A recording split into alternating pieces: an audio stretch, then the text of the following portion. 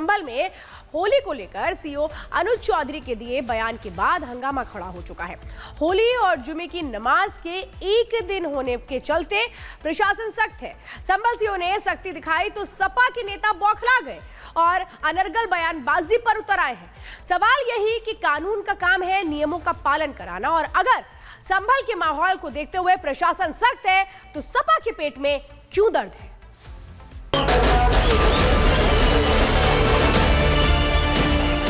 जिस भाई को होली खेलनी हो, जिसका बड़ा मन हो, वो बाहर निकले, नहीं तो अनावश्यक कोई भी आदमी बाहर ना निकले, अपने बच्चों के साथ रहे, अपने घर में नमाज पढ़े। जब कभी व्यवस्था बदलेगी तो ऐसे लोग तो जेलों में रहेंगे।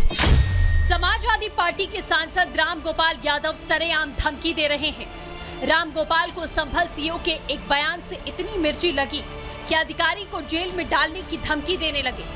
दरअसल होली को लेकर संभल के सीओ अनुज चौधरी के बयान पर सियासत शुरू हो गई है। संभल सीओ अनुज चौधरी ने तो बस इतना कहा था कि अगर किसी को रंग से परेशानी है तो वो घर से बाहर ना निकले, मगर सपा नेताओं को ना जाने अमन चैन से क्या दुश्वारी है। रमजान का दूसरा जुमा 14 मार्च को है और इस दिन होली है। ऐसे में रंग में भंग डालने वालों पर पुलिस प्रशासन की कड़ी नजर है, खास तौर पर यूपी के संभल में, जहां 24 नवंबर को हुए बवाल के बाद माहौल संवेदनशील है। होली और जुमा एक साथ पड़ रहे हैं तो संभल में पुलिस अभी से अलर्ट पर है। संभल में पीस कमेटी की बैठक हुई।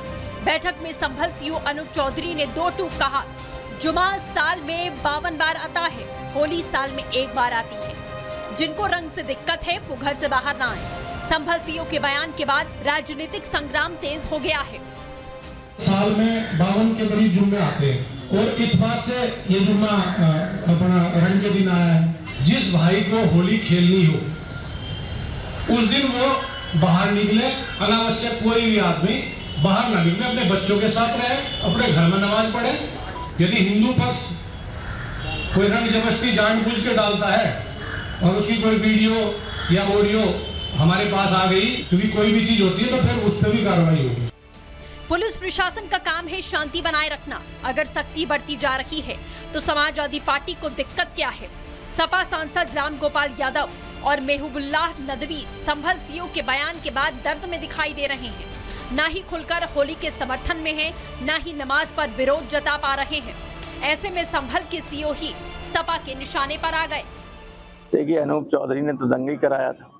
अनूप चौधरी कह रहे थे गोली चलाओ, गोली चलाओ। देखा सबने कि नहीं देखा? सबने देखा है। वही सीओ थे जो हुआ था, तो वो उनसे क्या उम्मीद करोगे? कोई ठीक बात करें? जब कभी व्यवस्था बदलेगी तो ऐसे लोग तो जेलों में रहेंगे। ये गैर जरूरी बयान है। इससे पहले भी देश में होली और जुमा एक साथ आए हैं, हत्ता कि ऐसा भी हुआ कि होली और ईद भी साथ रही है, लेकिन कोई मसला नहीं पेश आया। तो ये मसले क्यों ऐसे इस तरह से वो परिभाषा दे रहे हैं, हरेसमेंट करने की कोशिश कर रहे हैं? जिस तरह से उन्होंने कहा कि 52 मरतबा ये और ये, वो क्या कहना चाहते हैं? राम गोपाल यादव का अहंकार कहें या फिर सत्ता में वापसी की चाह। 2027 में चुनाव होने हैं, मगर कुर्सी मिलते ही अधिकारियों पर धौंस जमाने की लालसा अभी से दिख रही है। संभल सीओ ने तो स्पष्ट शब्दों में समझा दिया कि संभल में कोई दंगा फसाद नहीं चलेगा, होली धूमधाम से होगी। अगर किसी ने माहौल बिगाड़ा तो एक्शन होगा। बहरहाल संभल के मुसलमान और साधु संत क्या कहते हैं वो भी सुन लीजिए। कोई पाबंदी नहीं, कुछ नहीं। जिस समय से होली होती है उसी समय होली होगी, जिस समय हमारी नमाज होती है उसी समय नमाज। 4 साल पहले भी हुई थी नहीं होली और जुम्मा साथ में हुई थी नहीं, तो क्या दिक्कत थी? कुछ नहीं, अब भी साथ में होगी। कोई दिक्कत नहीं, होली भी अपनी जगह होती है, नमाज भी अपनी जगह होगी, नमाज भी यहीं होती है, यहीं होगी। संभल के सीओ का समर्थन करते हैं कि उन्होंने जो कहा ठीक कहा। शब्द का हेरफेर भले हो सकता है और कहीं भी इस तरह का विरोध न करें, क्योंकि ईद बकरीद का विरोध हम लोग नहीं करते हैं। संभल में प्रशासन सख्त है, कट्टरपंथियों पर पुलिस की नजर है। ऐसे में किसी ने रंग में भंग डाला तो कड़ी कार्रवाई होनी तय है। Bureau report, Republic Bharat.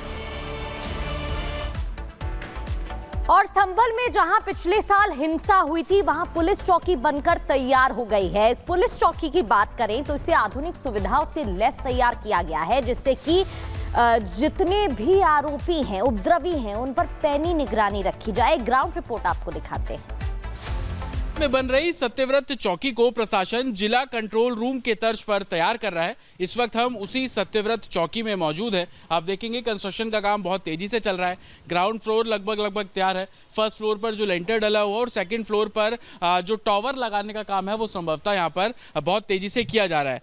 SP खुद यहाँ पर पहुंचे, निरीक्षण इस पूरी चौकी का किया और जो जानकारी उन्होंने दी वो बेहद हैरान कर देने वाली कि सत्यव्रत चौकी को सिर्फ एक पुलिस पोस्ट के तर्ज पर नहीं देखा जाएगा बल्कि जिला कंट्रोल रूम भी यहाँ पर स्टैब्लिश किया जाएगा। और उसकी एक झलक हमें यहाँ पर मिली। आप ये देखेंगे, ये पीए सिस्टम इसको बोला जाता है, पब्लिक अनाउंसमेंट सिस्टम, वो इस चौकी में इंस्टॉल किया जाएगा। इसके जरिए इस पूरे इलाके पर नज़र जो है वो रखी जाएगी। सत्यव्रत चौकी इसलिए भी महत्वपूर्ण अब बन गई है। 24 नवंबर को जो हिंसा हुई उस हिंसा में देखा गया कि कैसे शाही जामा मस्जिद, जिससे अब विवादित इमारत इलाहाबाद हाईकोर्ट द्वारा बोला गया, साथ ही कुछ लोग इसको हरिहर मंदिर बोलते हैं, ठीक उसके सामने ये सत्यव्रत चौकी बन रही है।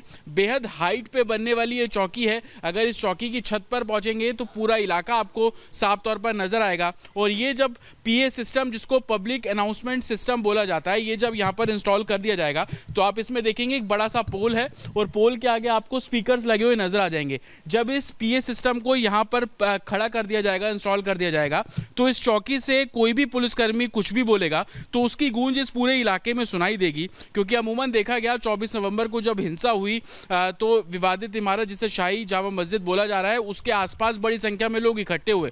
उनको डिस्पर्स करने के लिए ऐसी सिचुएशन अगर भविष्य में होगी तो आप इस पीए सिस्टम का महत्वपूर्ण रोल होगा। इसके अनाउंसमेंट के जरिए लोगों को डिस्पर्स और इकट्ठा होने से रोका जा सकता है। तो वहीं आप ये देखेंगे कि जो control room, district control room बनाने की बात की जा रही है, उसके लिए अलग अलग ये कमरे जो है वो यहाँ पर बनाए गए हैं और इन कमरों के अंदर वो कंट्रोल रूम सेटअप किया जाएगा। ना सिर्फ इस पूरे इलाके में जो सीसीटीवी कैमरे लगाए गए हैं, उन सीसीटीवी कैमरों को इस चौकी, जिसको डिस्ट्रिक्ट कंट्रोल रूम और सत्यव्रत चौकी बोला जा रहा है, इन चौकी के जरिए निगरानी रखी जाएगी। बाकायदा गलियों में किस तरीके की मूवमेंट है और उसके आसपास के इलाके में किस तरीके की मूवमेंट है वो प्रॉपर यहाँ पर स्टैब्लिश किया जाएगा। चौकी बेहद हाइट पे बनी हुई है, ऊंचाई पे बनी हुई है। ऊपर से इस चौकी पर पूरे इलाके में नजर जो है वो साफ तौर पर रखी जा सकती है। देखेंगे कि फर्स्ट फ्लोर पर जब हम यहाँ पर पहुँच रहे हैं तो तमाम लेंटर्स यहाँ पर डले हुए हैं। अगर हम फर्स्ट फ्लोर पर ही आ जाते हैं तो विवादित इमारत शाही जामा मस्जिद का जो प्रांगण है वो आपको साफ तौर पर यहाँ पर नजर आ जाएगा। कितनी गैदरिंग है, कितने लोग इसके अंदर है, वो आप देख सकते हैं। तो दूसरी मंजिल से आपको आसपास की जो दूसरी कॉलोनी के घर हैं वो भी साफ तौर पर नजर आ जाएंगे। और बहुत तेजी से इस चौकी को निर्माण कार्य किया जा रहा है। बताया जा रहा है कि इसका फर्स्ट फेज जो है वो इसी महीने के आखिरी में पूरा कर लिया जाएगा और उद्घाटन यहाँ पर कर चौकी को फंक्शनल बनाने की कोशिश है जो वो की जाएगी। इसको पूरे तरीके से इंस्टॉल किया गया है और तमाम जो इक्विपमेंट्स हैं वो इस टावर पर लगा दिए जाएंगे ताकि निगरानी अच्छे से की जाए। देखिए, चौकी की दूसरी मंजिल पर है डिस्ट्रिक्ट कंट्रोल रूम, इसको बनाया जाएगा। और यहाँ रुकेंगे छोटे से ब्रेक के लिए। ब्रेक के बाद आगे देखिए 7 मिनट में देश दुनिया की 70 खबरें।